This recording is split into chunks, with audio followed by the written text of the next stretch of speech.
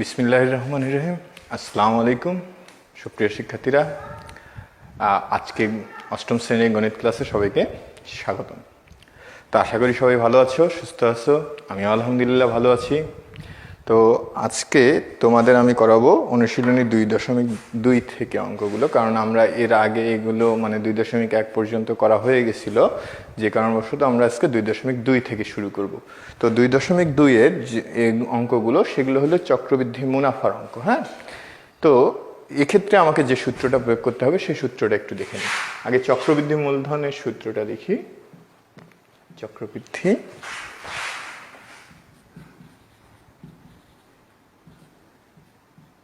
মূলধন,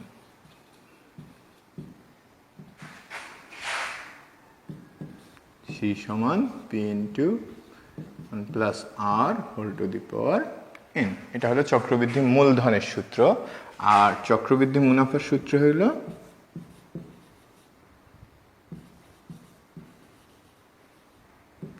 C minus P।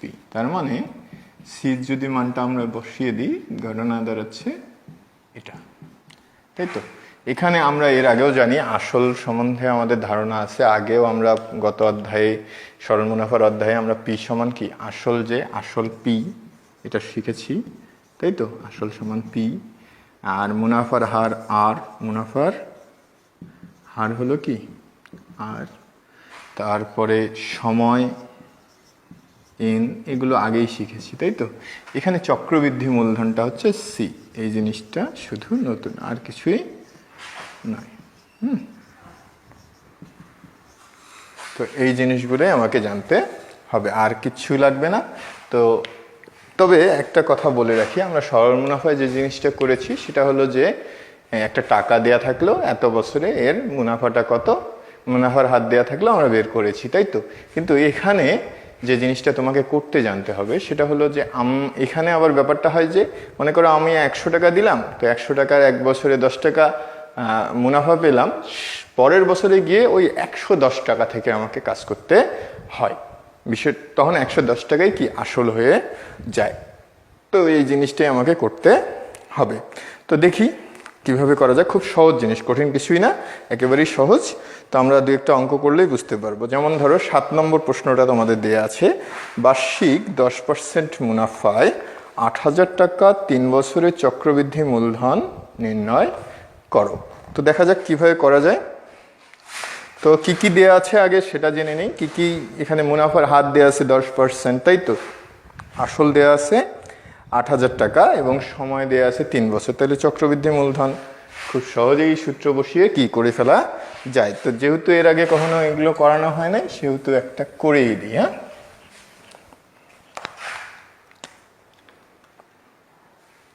দেয়া আছে কি কি সেগুলো লিখি।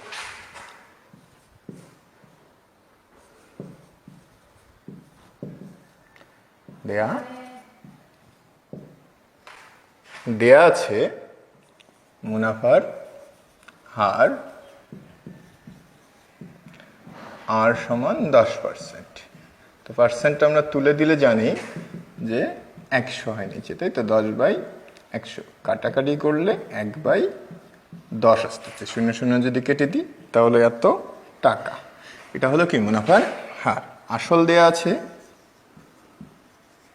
আসল বা মূলধন যাই বলি, পি সমান দেয়া আছে তোমাকে কত, 8,000 টাকা। সময় দেয়া রয়েছে এন সমান 3 বছর। তো আমরা জানি চক্রবৃদ্ধি মূলধনের সূত্র কি,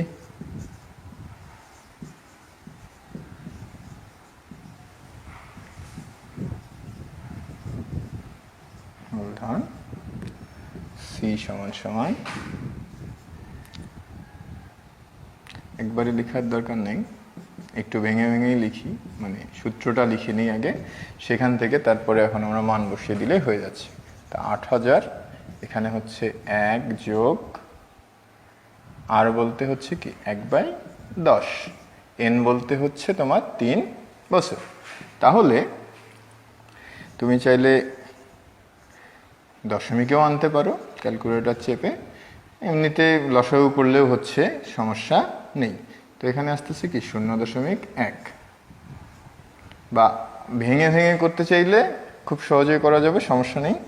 তা আমি সহজ পন্থাটা তোমাদের দেখিয়ে দিলাম। দেখো এনে আসতেছে কত, 1.1 তার উপর কিউব। ক্যালকুলেটারে খুব সুন্দরভাবে বেরিয়ে আসে চাপ দিলেই। তো আমরা গুণ করে ফেলি। গুণন করে দিলে আমরা পাচ্ছি হলো 10,648। তো তোমাদের উত্তর হচ্ছে কি, চক্রবৃদ্ধি মূলধন হচ্ছে 10,648। তোমরা ক্যালকুলেটর চেপেই বের করে ফেলবে, খুব সহজেই বেরিয়ে যাবে। এটা আগে প্রয়োজনে গুণ করে মানে ঘন করে দিয়ে তারপরে এর সঙ্গে গুণ করলেও হবে, কোনো সমস্যা নেই। আমি একবারই লিখে ফেলছি, ঠিক আছে। এবার আসো পরের অঙ্কটায়। পরের অঙ্কটা কি বলছে, বার্ষিক শতকরা 10 টাকা মুনাফায় 5,000 টাকা 3 বছরে সরল মুনাফা ও চক্রবৃদ্ধি মুনাফার পার্থক্য কত হবে। তার মানে আমাকে সরল মুনাফাও বের করতে হবে, চক্রবৃদ্ধি মুনাফাও বের করতে হবে। আমরা তো এর আগে যা শিখেছিলাম সরল মুনাফাও বের করা শিখেছিলাম, এখানে শুধু চক্রবৃদ্ধি মুনাফাটা বের করা শিখলেই আমরা কি খুব সহজেই পার্থক্য বের করতে পারবো। তো যা দেয়া আছে সেগুলো লিখে ফেলি। দেয়া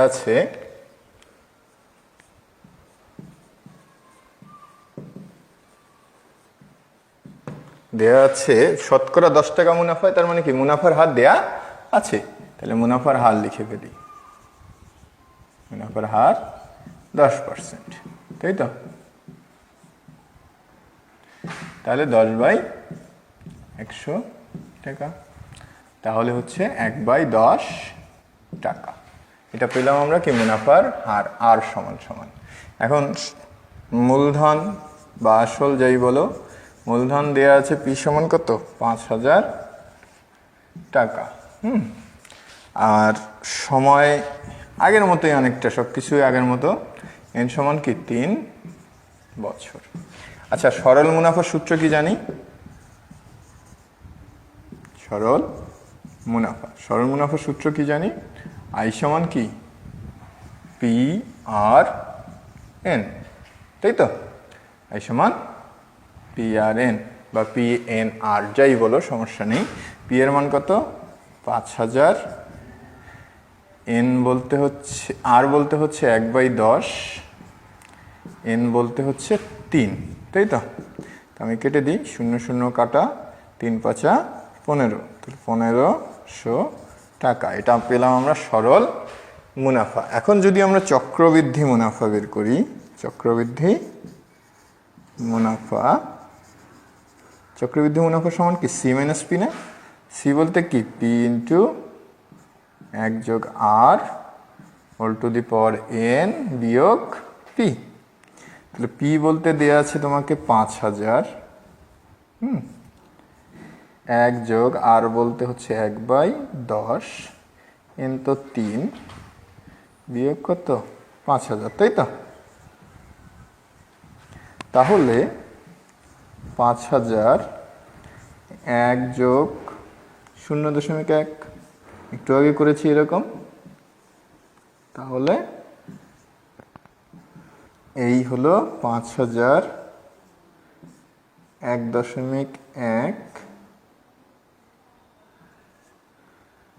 হোল টু দি পাওয়ার 3, আর এখানে হচ্ছে কি 5,000, তাই তো। তাহলে আমরা পাচ্ছি হলো, এটা যদি গুণ করে ফেলি তাহলে পাওয়া যাচ্ছে 6,655 বিয়োগ 5,000। তো বিয়োগ করে দিলে 1,655, তাই তো। তো এটা পেলাম আমরা চক্রবৃদ্ধি মুনাফা, এটা পেলাম আমরা সরল মুনাফা। তাহলে চক্রবৃদ্ধি মুনাফা থেকে সরল মুনাফা যদি বাদ দিই তাহলেই তো মুনাফা দয়ের পার্থক্য বেরোবে, তাই না। তা মুনাফা দয়ের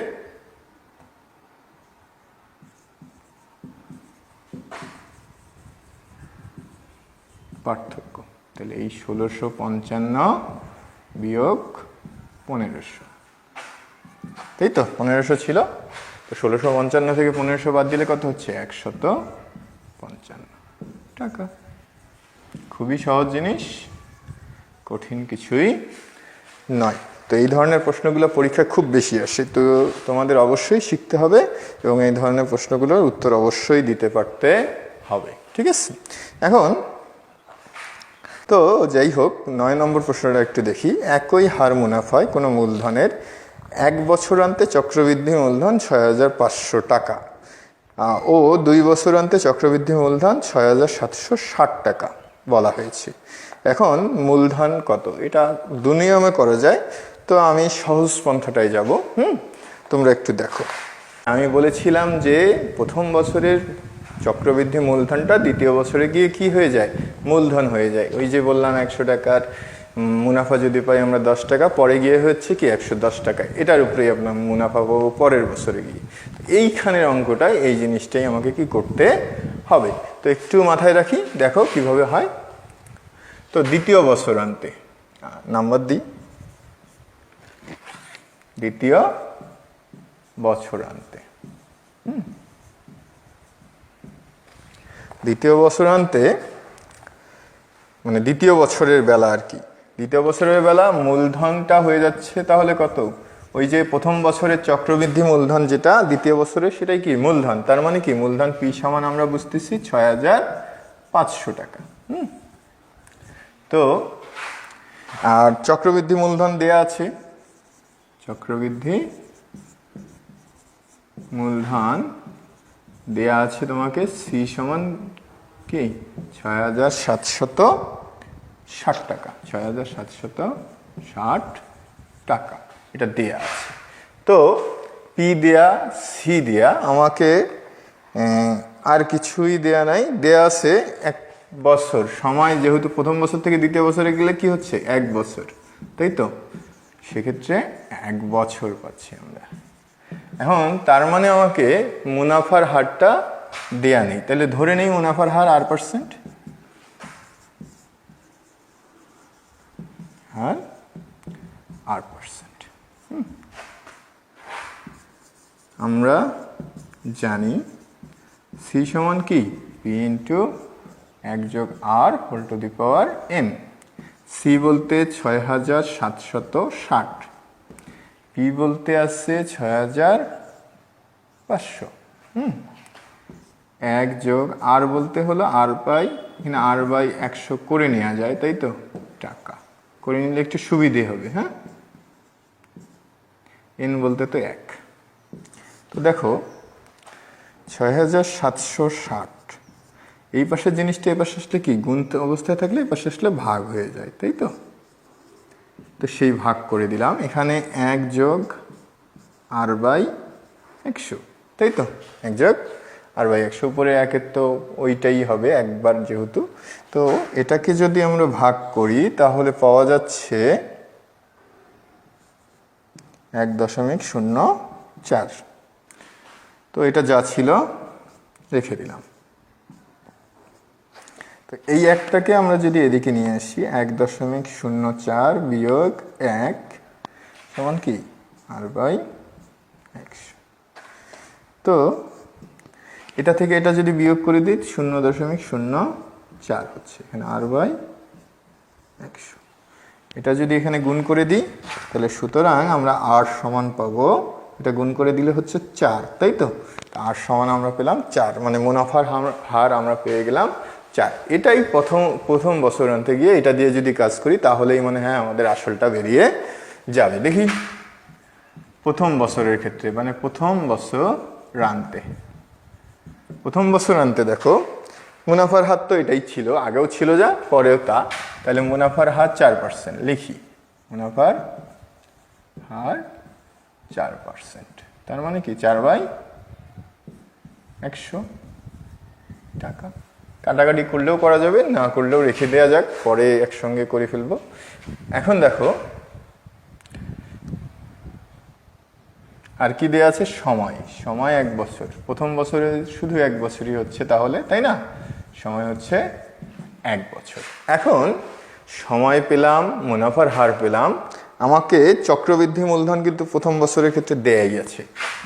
এখন তো এটা চক্রবৃদ্ধি মূলধনই, এখন তো আর এটা মূলধন না, তাই না।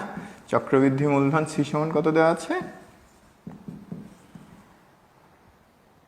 6,500। ওই যে দ্বিতীয় বছরে যেটা মূলধন ছিল, প্রথম বছরে তো ওটা কি চক্রবৃদ্ধি মূলধনই তো, তাই তো। তো 6,500 টাকা। এখন আমাকে দেয়া নাই কি, সেটা হলো পি। আমাকে বেরও করতে বলছে, তাই দেখো মূলধন কত। তো ধরি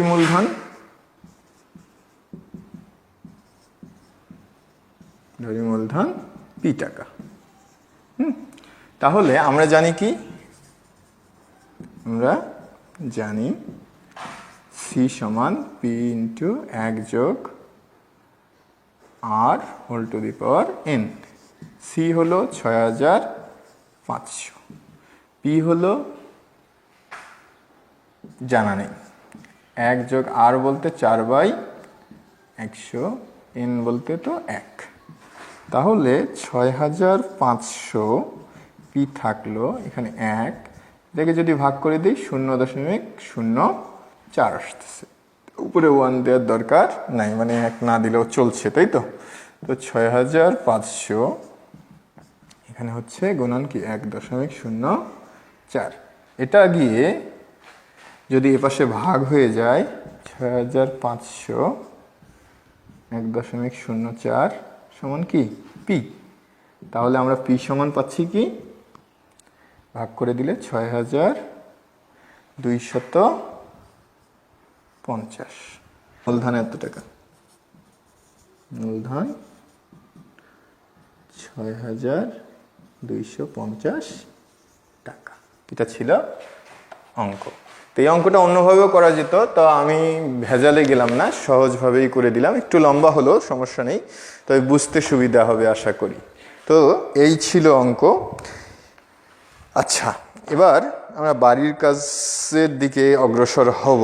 কেননা এই প্রশ্নটা একটু দেখো দেখি, তাহলেই বুঝতে পারবো। বার্ষিক শতকরা এত টাকা চক্রবৃদ্ধি মুনাফায় 10,000 টাকা 2 বছরের স্ববৃদ্ধি মূল ও চক্রবৃদ্ধি মুনাফা নির্ণয় করো। তো স্ববৃদ্ধি মূল কথাটা শুনে ভয় পাওয়ার কোনো কারণ নাই। যে মুনাফায় বলবে, চক্রবৃদ্ধি মুনাফায় বললে চক্রবৃদ্ধি মূলধনটা বের করতে হবে, আর সরল মুনাফায় বললে মুনাফা সহ আসলটা বের করতে হবে, তাহলে হয়ে যায়। তার মানে আমাকে কি এখানে স্ববৃদ্ধি মূল বলতে চক্রবৃদ্ধি মূলধন বের করতে বলা হয়েছে।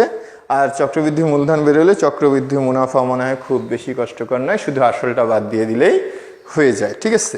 তো এটা অবশ্যই বাড়ির কাজ, কারণ চক্রবৃদ্ধি মূলধনের সূত্র আমি কয়েকবার বসিয়ে দেখিয়েছি, তাই তো। এবার আসো 11 নম্বরে। 11 নম্বর প্রশ্নটা তোমাদের বইয়ের উদাহরণ 4-এর মতো করে হুবহু করলেই কি হয়ে যাবে। এখানে কি কি দেয়া আছে একটু লক্ষ্য করো, তাহলে বোঝা যাবে। বর্তমান জনসংখ্যা, তার মানে কি আসল বা মূলধন দেয়া আছে, তাই তো। তারপরে মুনাফার হার, আসলে মুনাফার হার সেই হিসেবে দেয়া নাই, প্রতি 1000-এ 25 জন, সেখান থেকে আমাকে 100 জনে কতজন সেটা বের করে নিতে হবে। এখানে 25/1000 হচ্ছে, সেখান থেকে আমি 100/100 করে নিয়ে তারপর কাটাকাটি করলেই কি আমাদের কত % সেটা বেরিয়ে যাচ্ছে। তো এখানে করে দেওয়া আছে ওই উদাহরণ 4, হুবহু ওরকম। যদি না পারো আমি তো আছি, আমি করে দেব, সমস্যা নেই, তবে চেষ্টা করতে পারো। সময় হলো 2 বছর দেওয়া আছে, আর আমাদেরকে যেটা বের করতে হবে ওই শহরের জনসংখ্যা কত হবে, তার মানে আমাকে চক্রবৃদ্ধি মূলধনটা বের করতে বলা হয়েছে। তো খুব সহজেই চক্রবৃদ্ধি মূলধনের সূত্র বসিয়ে দিলে কি হয়ে যাবে। তো যদি করতে না পারো অবশ্যই আমি করে দেবো, এ ব্যাপারে নিশ্চিত থাকো, চিন্তা করার কোনো কারণ নেই। তবে তোমরা ক্লাসগুলো দেখবে ঠিকভাবে এবং বাড়ির কাজ করার চেষ্টা করবে। জেএসসি পরীক্ষা হোক আর না হোক, যদি সম্ভবত হবে না, তো সেক্ষেত্রে বার্ষিক পরীক্ষা তো হবে, সেক্ষেত্রে আমাদের তো পড়তেই হবে। আর আমরা যদি 8ম শ্রেণীতে শিখে না যাই, 9ম শ্রেণীতে আমরা কি ভালো করতে পারবো না। তো সুতরাং আমাদের অবশ্যই শিখে যেতে হবে, এজন্য অঙ্কগুলো করতে হবে। তো ধন্যবাদ সবাইকে ক্লাসটি করার জন্য।